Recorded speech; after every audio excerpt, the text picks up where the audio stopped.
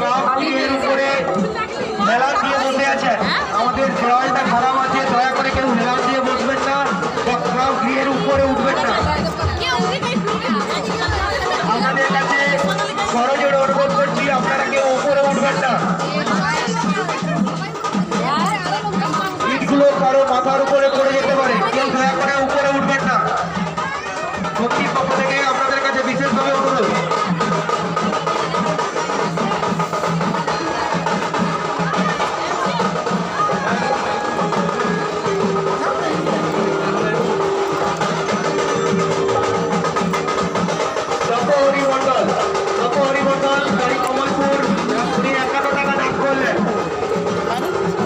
অঞ্জলি মন্ডল কৃষ্ণনগর 25 টাকা দান করলেন।